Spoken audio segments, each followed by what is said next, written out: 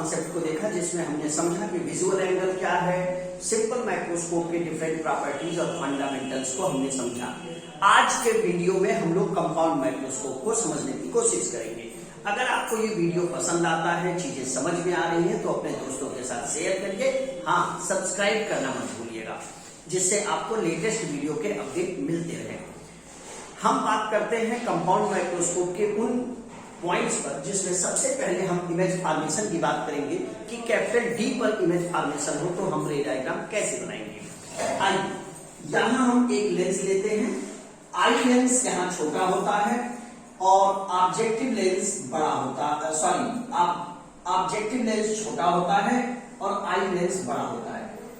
कई बार जैसे मुझे मिस हुआ, ऐसे बच्चों को मिस होता है और पूछते कि सर कैसे याद रहेगा, तो मैं एक मेमोरी के लिए टिप्स बता देता हूं।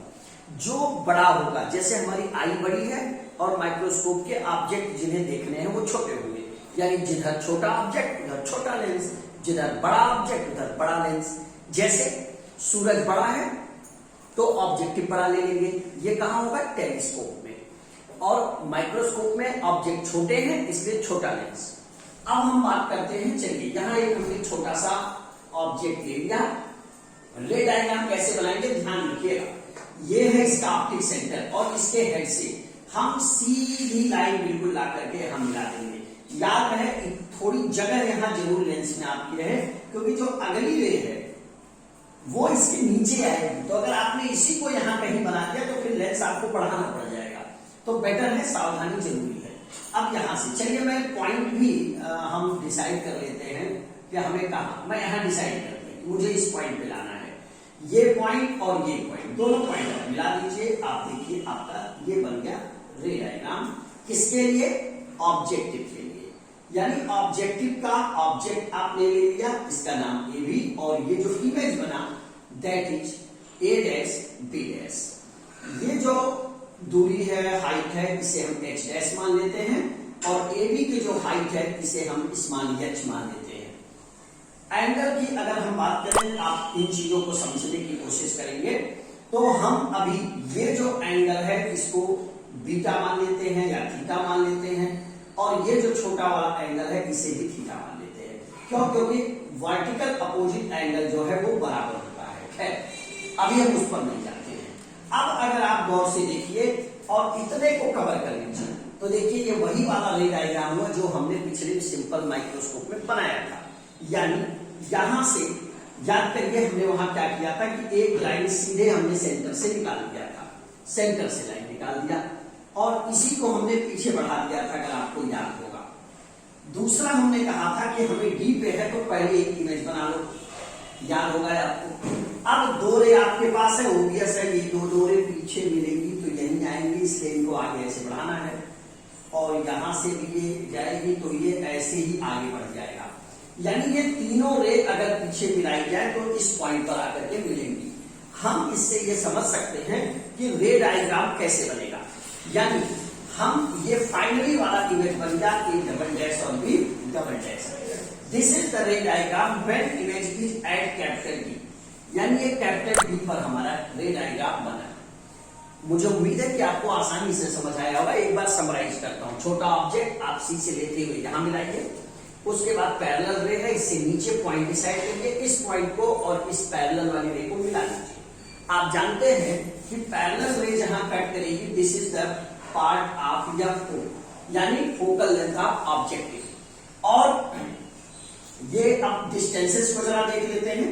This is the distance of objective, object का हो गया। ये जो डिस्टेंस हो गई ये हो गई इमेज की डिस्टेंस हो गई। यह जो डिस्टेंस है इसके लिए आपके लिए क्या हो गया, आई, यहां हमारा आई है, this is the place of eye, और ये इसको हम बोलते हैं eyepiece, eyepiece, P I P C, ठीक है, आई पीस या आई लेंस भी कुछ लोग कहते। चलिए मैं लेंस ले लेता हूं क्योंकि ये कही है। एक्चुअल में होता क्या है, क्योंकि वो कॉम्बिनेशन ऑफ लेंसेस होते हैं इसीलिए उसे आई पीस कहा जाता है। फिलहाल मैं केवल एक लेंस लेकर चल रहा हूं, आई लेंस। अभी ये हमारा फाइनल इमेज है तो इसे मैं मान लेता हूं वी। अब देखिए हमारे पास सभी चीजें मिल चुकी हैं, हम इन चीजों को निकाल सकते हैं। ये रे डायग्राम है कैपिटल टी के लिए। आइए हम मैग्निफिकेशन निकालते हैं। आप अगर एनसीईआरटी की बुक देखेंगे तो एनसीईआरटी की बुक ये कहती है कि यह जो ऑब्जेक्ट है, यानी जो इस आई के लिए लेंस के लिए ऑब्जेक्ट है ए डैश बी डैश, जो कि इसका इमेज है ऑब्जेक्टिव का, ये लगभग फोकस के बराबर होता है। यानी this is the focal length of I piece या आई एस यानी F P, and this is the focal length of objective F O. एक नया टर्म यूज किया गया है एनसीईआरटी में कि this is the L. L is what? Distance between focal length, focus जो इसका है, इसके फोकस को मैं यहां मान लू अगर एफ ई, तो ये जो एफ ई है, मैं ए डैश को थोड़ा इधर लिख देता हूं जिससे हमें क्लियर दिखेगा, ये एफ ई है। एफ ई और एफ ओ के बीच को यल कहते हैं। यल को हम लोग ट्यूब लेंथ के नाम से जानते हैं। ये जो पॉइंट मैं आपको बता रहा हूं, ये एनसीईआरटी टेक्स्ट बुक का पॉइंट है, और इसको हम आपको बात करेंगे अभी कि इसका यूज कहां करना है। फिलहाल आपको मैं एक बात बताऊं कि अब हम इसका मैग्निफिकेशन निकालने जा रहे हैं। मैग्निफिकेशन के लिए मैं आपको बताऊं कि this is the combination of two lens, ये दो लेंस है, इसलिए टोटल मैग्निफिकेशन जो होगा वह है ऑब्जेक्टिव का मैग्निफिकेशन और इनटू आई पीस का मैग्निफिकेशन। ऑब्जेक्टिव का मैग्निफिकेशन कितना होगा पहले हम निकाल लेते हैं। दिस इज द मैग्नीट्यूड की अगर मैं बात करूं, या चलिए मैं इसके साइन की भी बात कर लेता हूं, तो this is what v naught upon minus u naught, so it becomes minus v naught upon u naught. अगर हम एट डी की बात करें, आप याद करिएगा, क्योंकि दिस भी है आई लेंस भी है एज ए सिंपल माइक्रोस्कोप, सो इसका आपको याद होगा लास्ट लेक्चर में हमने बात करी थी D upon F E. So total magnification कितना हो जाएगा माइनस वी यू और 1 plus v by F E. और अगर हम लेंथ की बात करें दोनों लेंसेज के बीच की, तो जो दोनों लेंसेज के बीच की डिस्टेंस है, डिस्टेंस बिटवीन लेंस कितनी होगी v को और प्लस u, ये याद रखना है आपको मैग्निफिकेशन के लिए। एनसीईआरटी क्या कहती है जरा उसको समझते हैं। एनसीईआरटी कहती है कि मैं दो ट्रायंगल का यहां नाम ले रहा हूं, एक यन है और इसको मैं सी ई मान लेता हूं या सी ओ मान लेता हूं, और ये सी ई हो गया। एनसीईआरटी कहती है कि हमारे पास दो ट्रायंगल है, आप ध्यान दीजिएगा, triangles N C O F O and F O A dash और बी डैश, इन दोनों को देखा जाए तो दे आर सिमिलर ट्रायंगल है। अगर ये सिमिलर ट्रायंगल है तो मैं अगर बात करूं कि यम को कितना होना चाहिए, इमेज की हाइट यानी एच डैश अपॉन ऑब्जेक्ट की हाइट यानी एच, और इसी सिमिलरिटी के रूल से आप कह सकते हो, मैं यहां क्लियर थोड़ा अलग डायग्राम बनाता हूं जिससे आपको चीजें समझ आएंगी कि ये आपका प्रिंसिपल एक्सिस है, और यहां से आप देखिए ये बड़ा सा इमेज बना है जिसको हमने नाम दिया है ए डैश बी डैश। आपको समझाने के लिए मैं इसे बना रहा हूं, this is A B, the both is 90 degree. मैंने ये कहा कि ये जो एफ ई है, F E is close to A dash. ये बात आप याद रखिएगा कि जो फोकल लेंथ के क्लोज होता है ए डैश, यानी हम अगर देखें तो ये डिस्टेंस कितनी कहलाएगी, यहां एफ ओ लिखा है, और ये जो है ए डैश या एफ ई, मैंने आपको कहा दोनों के क्लोजर है। तो अब आप देखिए कि ये दोनों और ये, यानी अगर मैं इसको कहूं कि साइड रेशियो यानी सिमिलर है, तो साइड रेशियो क्या होगा A dash B dash upon A B, that must equal to AFO upon A dash FO. So what is this? H dash upon H is AFO A dash FO. हाँ, A dash FO कितना हो जाएगा FE and upon this is L। याद करिए diagram में मैंने लिखा है एफ ई और एफ ओ के बीच, यानी this is L upon A F O, that is what F O. तो उन्होंने ये कहा कि ये जो वैल्यू आ रही है this is what, this is M O, ये मैग्निफिकेशन है एम ओ का ऑब्जेक्टिव का। तो एनसीईआरटी ने एल को जो ट्यूब लेंथ माना हुआ है उसके अकॉर्डिंग एमओ की वैल्यू उन्होंने निकाला है L upon F O naught. L is tube length, that is the distance between focal length of I piece and objective length. अब नेट कितना हो जाएगा मैग्निफिकेशन? नेट मैग्निफिकेशन हो जाएगा M O into M E, it means L upon F O और 1 plus D upon F E. This is the magnification result according to your NCERT textbook। यानी बच्चों ये एक सामान्य डिफिनीशन है जो आपको लगभग सामान्य बुक में मिल जाएगी, और ये जो डिफिनीशन हमने डेरिवेशन निकाला है वो NCERT टेक्स्ट बुक का है, और ये रे डायग्राम है। तो मुझे उम्मीद है कि एट डी आपको बहुत अच्छे से समझ में आ गया होगा। अगर एट डी आपको समझ में आ गया तो निश्चित रूप से हम एट इंफिनिटी भी समझने का प्रयास करते हैं। आइए देखते हैं इन चीजों को कि हम इसको कैसे समझते हैं। आप इसका स्क्रीनशॉट ले चुके होंगे पास करके, और ये बहुत आसान है अगला पार्ट अगर आपने इसको समझ लिया। अगर आपको एक बार में वीडियो नहीं समझ में आता तो आप दूसरी बार इसको देखिएगा, गारंटी है कि इससे अच्छा और इससे आसान तरीके से ऑप्टिकल इंस्ट्रूमेंट आपको नहीं मिलेगा। आइए दूसरे केस में देखते हैं, जब हमारा इमेज जो है वो कहां हो? इंफिनिटी पे हो।